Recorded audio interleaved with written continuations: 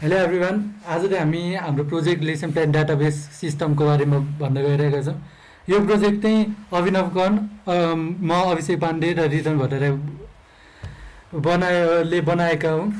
यो प्रोजेक्टमा चाहिँ हामीले तिनवटा मेन टुल युज गरेका छौँ, पाइथन, ज्याङ्गो र सेकोलाइट। सो प्रोजेक्टलाई इन्ट्रोड्युस गर्नु अगाडि केही भन्नुपर्ने हुन्छ।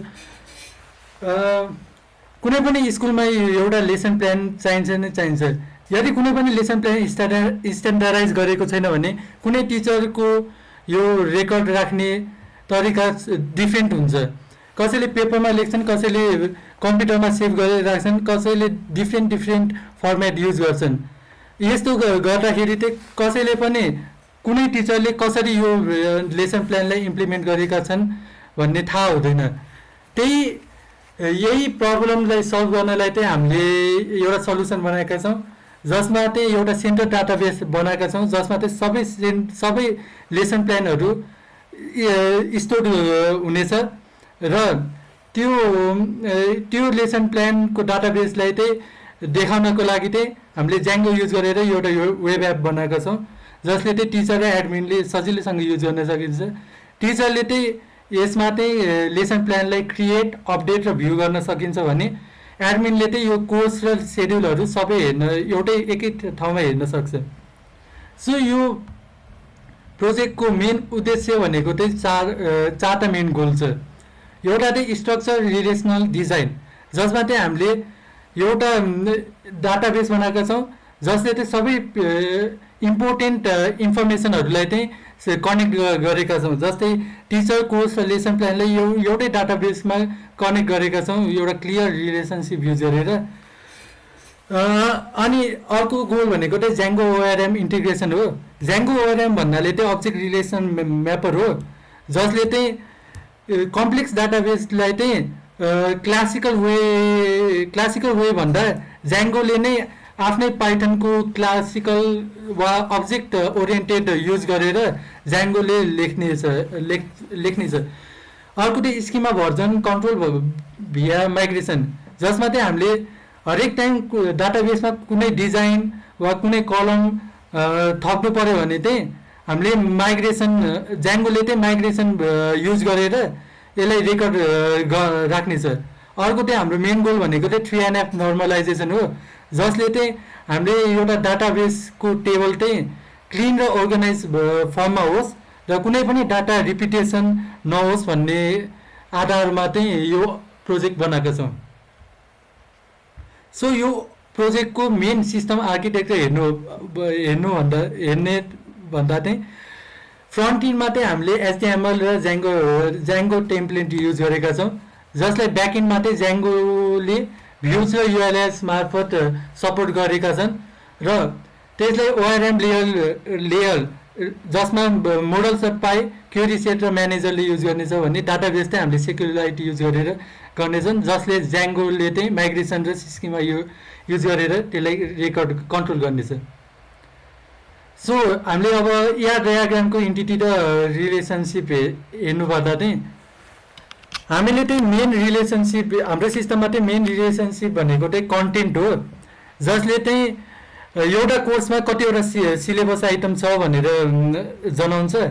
यो चाहिँ 1 to many हो। अर्को रिलेसनसिप भनेको चाहिँ टट बाई हो, जसले चाहिँ एउटा कोर्स चाहिँ कतिवटा टिचरले पढाउन सक्छ र एउटा टिचरले चाहिँ कतिवटा कोर्स पढाउन सक्छ भन्ने हिसाबमा छ, जसले यो चाहिँ many to many relationship cardinality use गर्दछ। एउटा अर्को भनेको चाहिँ अफर टु रिलेसनसिप छ, जसमा चाहिँ एउटा कोर्स चाहिँ कतिवटा प्रोग्राममा चाहिँ अफर गरेका छौँ र एउटा प्रोग्राममा चाहिँ कतिवटा कोर्स छ भन्ने हिसाबले छ। यो पनि many to many cardinality use गर्छ।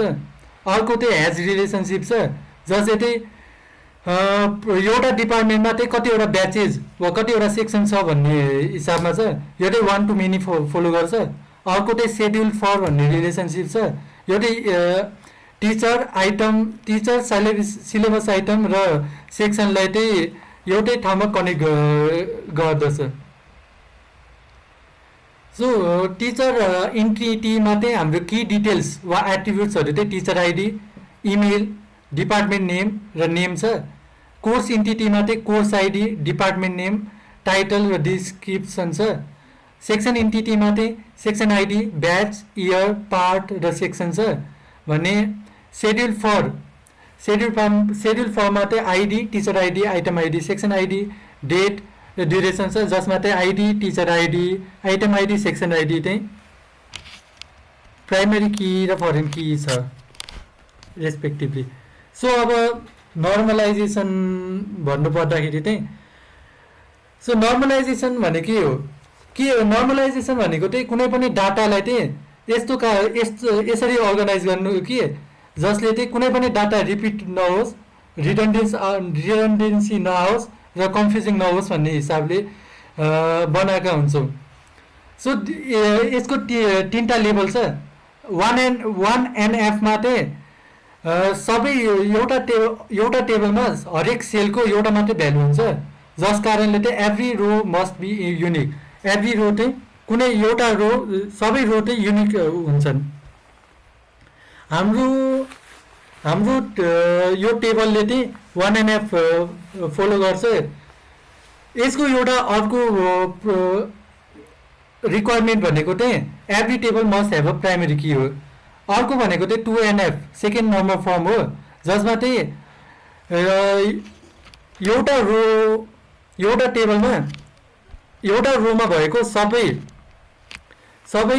एट्रिब्युट चाहिँ प्राइमेरी की, सबै प्राइमेरी कीमा डिपेन्ड हुनुपर्छ।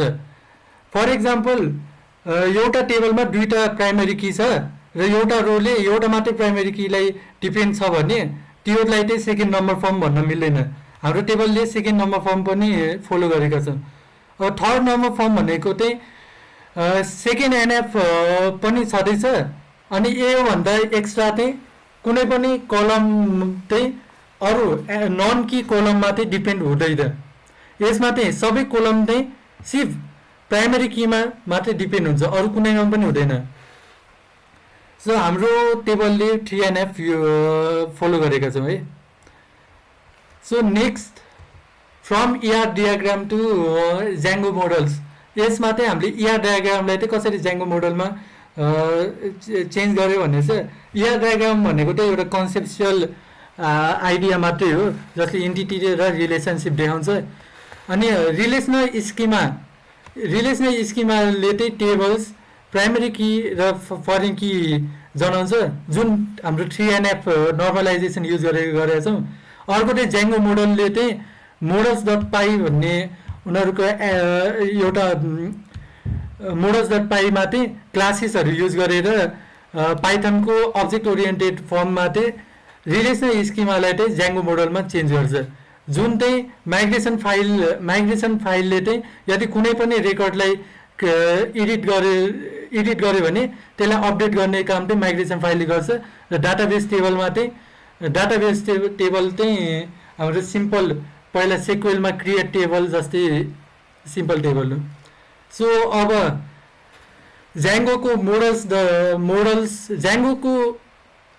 ज्याङ्गोले डाटाबेस कसरी ह्यान्डल गर्छ भन्ने कुरा गर्न चाहिँ मेरो साथी रिदनले भन्नेवाला छ। थ्याङ्क यू अभिषेक।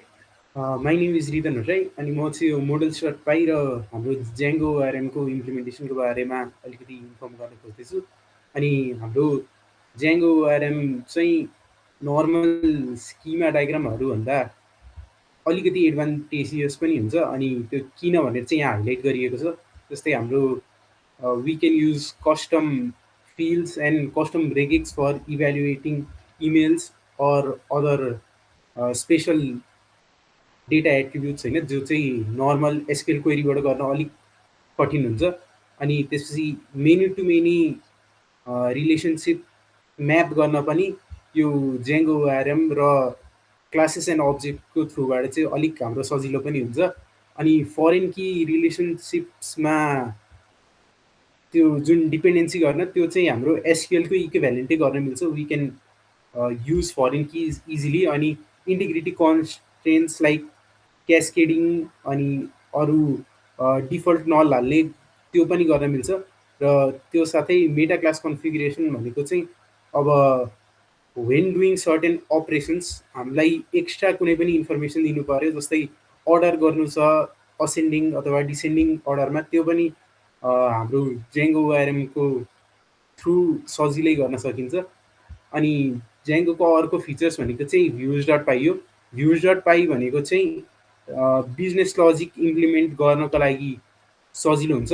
अनि we can separate or isolate operations like created update delete, जो चाहिँ एसक्युएलको क्वेरीबाट मात्र होइन, पहिला त्यसको बिजनेस लजिक भेरिफाई गरेर त्यो ठिक छ कि छैन भनेर त्यो गरेर मात्रै जब एसक्युएलमा पठाउँछौँ त्यसपछि चाहिँ हाम्रो सिस्टम बढी रोबस्ट हुन्छ। त्यसको लागि पनि हामीले जेङ्गोको युज गरेका छौँ।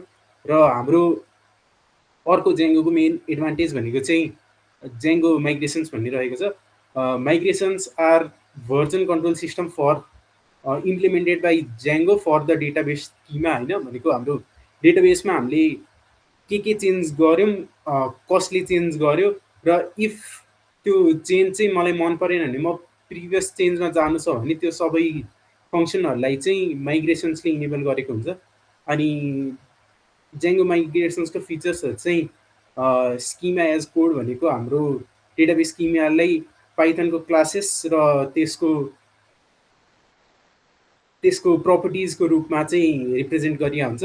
अनि यो मेन कुरा भइहाल्यो। रोलब्याकको फिचर चाहिँ माइग्रेसन्सले एक्सटेन्सिभली दिन्छ। अनि रोलब्याक सहित चाहिँ यो जेङ्गोले आफै सिक्वेन्सियली सबै भर्जनहरू नेम गरिराखेको हुन्छ। त्यसले चाहिँ हाम्रो हिस्ट्री अर्डर गर्न पनि सजिलो हुन्छ। र इन्भाइरोमेन्ट पेरिटी भनेको चाहिँ हाम्रो डेभलपमेन्ट होस् कि स्टेजिङ होस् कि प्रडमा होस्, त्यो जेङ्गो माइग्रेसन्सको चाहिँ चेन्ज हुँदैन। भनेको जेङ्गो माइग्रेसन्सको चेन्ज चाहिँ इक्वली रिफ्लेक्ट हुन्छ। र यो माइग्रेसन्सको क्विक स्ट्रक्चर हेर्दाखेरि चाहिँ क्लास माइग्रेसन भन्ने चाहिँ जेङ्गोको मेन माइग्रेसन गर्छ। अनि इनिसियल ट्रु भनेको चाहिँ यो फर्स्ट माइग्रेसन हो कि होइन, भेरी फर्स्ट बिगिनिङको माइग्रेसन अथवा डेटाबेसमा चेन्ज हो कि होइन भनेर लग गर्ने हो। डिपेन्डेन्सी भनेको अल प्रिभियस माइग्रेसन्सहरू हेर्छ। र operations create model add field भनेको चाहिँ के अपरेसन हो भनेर देखिने हो। अनि हाम्रो अर्को कुरा चाहिँ के हुन्छ भन्दाखेरि हाम्रो माइग्रेसन अपरेसन्स जुन छ हामीले त्यो त एउटा एब्स्ट्र्याक्ट लेयरमा बिल्ड गरे हुन्छ हाम्रो प्योर एसक्युएलआई के अरे एसक्युएल ल्याङ्ग्वेज भन्दा पनि। तर हाम्रो माइग्रेसन्स अपरेसनको चाहिँ अलमोस्ट 1-to-1 रिलेसन छ। जस्तै क्रिएट मोडल चाहिँ भनेको टेबल क्रिएट गर्छ, र यो एड रिनेम अल्टर र डिलिट, एड रिनेम र अल्टर भनेको चाहिँ एसक्युएलको अल्टर कमान्ड हो भने डिलिट भनेको चाहिँ ड्रप टेबल हो। र एमडिएम जङ्सन भनेको चाहिँ मिनी टु मिनी रिलेसनसिपको लागि काम लाग्छ। र अब हाम्रो माइग्रेसनको मेन वर्क फ्लो भनेको चाहिँ कस्तो छ भन्दाखेरि हामी सबैभन्दा सुरुमा जुन रिलेसनसिप स्किमा छ त्यसलाई हामी मोडल्स डट पाईमा ढाल्छौँ। त्यसपछि त्यसलाई मेक माइग्रेसन गर्छौँ, जसले चाहिँ त्यो चेन्जेसहरूलाई लग गर्छ।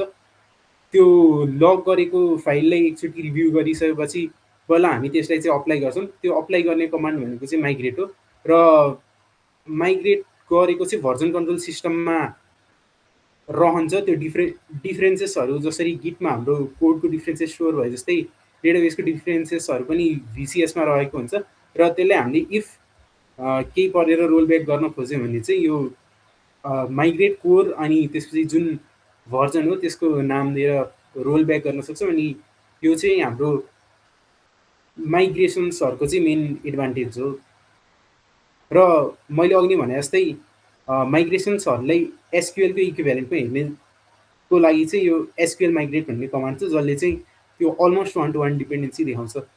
Now I would like to highlight the key benefits of migration. अब यो भर्जन कन्ट्रोल भन्ने भइ नै हाल्यो। कन्सिस्टेन्ट अक्रस इन्भाइरोमेन्ट्स भनेको चाहिँ किनभने ज्याङ्गोको कमान्ड्सहरू सेम भएकाले चाहिँ त्यो अरू डिफ्रेन्ट मसिन्सहरू अरू डिफ्रेन्ट इन्भाइरोमेन्ट भए पनि त्यो माइग्रेसन्सहरू कन्सिस्टेन्ट हुन्छ। अनि भर्जन कन्ट्रोल सिस्टम भएकाले रोलब्याकको सपोर्ट भइहाल्यो। टिम कोल्याबोरेसन भनेको चाहिँ एउटा माइग्रेसन्स र अर्को माइग्रेसनको मोडल चेन्जेसहरू इन्डिपेन्डेन्टली गर्न मिल्छ। अनि डेटा सेफ्टी भनेको चाहिँ डिस्ट्रक्टिभ अपरेसन्स जस्तै डिलिट अथवा ड्रप टेबल छ भने चाहिँ त्यसको लागि ज्याङ्गोले एक्सप्लिसिटली वार्न गर्छ, कन्फर्म गर्न लाउँछ। त्यसको कारण चाहिँ डेटा अलिक सेफ रहन्छ। र इफ एसक्युएल जाने छैन त्यही पनि पाइथनको क्लासेसहरू जाने छ भने नि माइग्रेसनले सजिलै वान टु अदर गर्न सकिन्छ। अब now I like to call Abhinav for the conclusion of our project and demonstration. Thank you Ridan. I'm Abhinav Karn, roll number 080PCT 007। अनि म चाहिँ हाम्रो प्रोजेक्टको चाहिँ कन्क्लुजन एन्ड फ्युचर वर्क अनि साथसाथै यसपछि चाहिँ डेमो भन्छु। हाम्रो कन्क्लुजन चाहिँ के हो भन्दाखेरि अहिले चाहिँ हाम्रो प्रोजेक्ट एकदमै बेसिक स्टेजमा छ। लाइक हाम्रो स्केलेटन मात्रै छ अहिले प्रोजेक्टको। अब यसलाई पछि गएर हामी इन्टरप्राइजमा ढाल्ने हो भने चाहिँ यसमा धेरै इम्प्रुभमेन्ट्स गर्नुपर्छ। लाइक सिक्युरिटिजहरू चाहिँ हामीले लाइक मोर सेक्योर फिचर्सहरू अथेन्टिकेसनको लागि हामीले इम्प्लिमेन्ट गर्नु पर्नेछ। अर्को कुरो भनेको चाहिँ हामीहरूको अब हाम्रो एज अ एजुकेसन इन्स्टिट्युसन यो कुरो चाहिँ इम्प्लिमेन्ट गर्ने हो भने चाहिँ हाम्रो प्रोजेक्टको फ्रन्ट एन्ड मात्र नभए त्यो हामीले एपिआइजहरू पनि अरू डिपार्टमेन्ट्समा सेयर गर्न मिलोस् भन्ने कामहरू पनि हामीले यो प्रोजेक्टमा थप्न सक्छौँ। एसेन्सियली यति नै हो हाम्रो लाइक मेजर फ्युचर प्रोस्पेक्ट्सहरू। अब चाहिँ डेमोमा जाऊँ।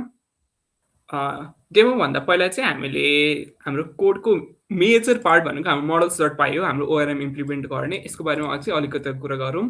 रिदन अनि अभिषेकले चाहिँ धेरै कुरा भनिसके। सो म एकदमै सर्टली एउटा कुनै ऱ्यान्डमली एउटा टेबलको बारेमा भनिदिन्छु। फर इक्जाम्पल हाम्रो यहाँनिर ओआरएममा के हुन्छ भन्दाखेरि क्लासेस रिप्रेजेन्ट टेबल्स अनि एभ्री सिङ्गल एट्रिब्युट्सहरूलाई चाहिँ हामीले मल्टिपल फिल्ड्सहरूलाई चाहिँ रिप्रेजेन्ट गर्छौँ।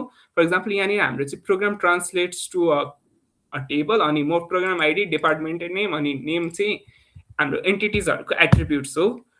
अनि नेक्स्ट अप भनेको चाहिँ हामीहरूको डेटाबेसमा चाहिँ कस्तो छ हामीहरूको भन्दाखेरि अहिले मल्टिपल टेबल्सहरू यहाँनिर छन्। अब फर इन्स्टेन्स हाम्रो अघि भर्खर हेरेको प्रोग्रामको टेबल्स चाहिँ हाम्रो यस्तो खालको आएको छ माइग्रेसन गरेपछि। त्यसै गरी सेड्युल फर भन्ने अर्को टेबल छ। यो टेबलमा चाहिँ हामीहरूको खास कुन टिचरले कुन दिनको लागि कुन लेसन प्लानहरू चाहिँ प्लान गरेको छ भन्ने हिसाबले चाहिँ हाम्रो यहाँनिर एन्ट्रिजहरू छन्। अहिले हामीले यो नयाँ एन्ट्री पनि थपेर चाहिँ यहाँ रिफ्लेक्ट गरेको अब्जर्भ गर्नेछौँ। सो हामी चाहिँ अब त्यो फ्रन्ट एन्ड हेरौँ। सो हामीहरूको चाहिँ इनिसियली हाम्रो एकदमै स्केलेटन स्ट्रक्चर छ हामीहरूको फर्मको। हामीले बेसिकली टिचरको इमेल अनि पासवर्डलाई मात्र छोडिदिएर अहिले लगइन गरौँ। हाम्रो एउटा डेमो अकाउन्ट चाहिँ हामीले ram.sarma@school.edu भनेर बनाएको छ अनि पासवर्ड राखेर लगइन गरौँ। अब लगइन गरेपछि हामी चाहिँ सुरुमा आफ्नो ड्यासबोर्ड देख्छौँ। हाम्रो डिपार्टमेन्ट चाहिँ कम्प्युटर साइन्स हो अनि एज राम शर्मा चाहिँ हामीले 2टा सब्जेक्ट पढाउनेछौँ अनि हाम्रो अपकमिङ लेसन प्लान्सहरू चाहिँ यहाँनिर छन्। हाम्रो डिफ्रेन्ट कोर्सेसहरूको चाहिँ टेबल्स यहाँनिर हेर्न सक्छौँ। हाम्रो कुन कुन सेक्सन्सले चाहिँ हाम्रो अहिले पढ्दैछन् भन्ने कुरा पनि यहाँनिर सेक्सन्स भन्ने ट्याबमा चाहिँ छ। यसमा चाहिँ हामीले मल्टिपल एड गर्नु मिल्छ। अहिलेलाई डेमोको लागि हामीले 3टा मात्र राखेको छौँ अनि प्रोग्राम्स चाहिँ हामीहरूको 3टा छन् अहिले, BSc CSIT, BC and BSc mathematics. Like अब हामीले चाहिँ नयाँ एउटा लेसन थपौँ भन्दाखेरि चाहिँ लेसन्समा गएपछि हामी सेड्युल गर्न सक्छौँ नयाँ लेसन। सिलेबस आइटम्स चाहिँ हामीहरूको हाम्रो सिलेबसमा चाहिँ एभ्री सिङ्गल टपिक्सहरूको चाहिँ सब डिभाइडेड हुन्छ। So we select a certain number of topics होइन। अहिलेलाई चाहिँ म इआर मोडलिङलाई चाहिँ सेड्युल गर्न जाँदैछु। नेक्स्ट अप चाहिँ हामी कुन सेक्सनलाई पढाउँछौँ भन्ने कुरो अनि एउटा डेट चुज गरौँ। अहिलेलाई म लाइक अप्रिल 16 राखिदिन्छु अनि ड्युरेसन चाहिँ लेट्स से 45 मिनट्सको चाहिँ हाम्रो क्लास हुन्छ। Notes make sure to check assignments भनेर पनि म यसमा थपिदिन्छु है। अनि यसलाई सेभ गऱ्यौँ भने हाम्रो चाहिँ हाम्रो नयाँ एन्ट्री यहाँनिर आउँछ। लेटेस्ट एन्ट्री चाहिँ हाम्रो माथि आउँछ किनभने हामी त्यसरी नै सर्ट गरेका छौँ। अनि यो यहाँनिर आइसकेपछि हामीले डेटाबेसमा अब्जर्भ गर्यो भने त्यो कुरा हाम्रो रिफ्लेक्ट भएको हुन्छ। So if I refresh this database नयाँ एन्ट्री आएको छ हामीले चाहिँ त्यो हेर्न सक्छौँ। Essentially, this is all about our project. Thank you.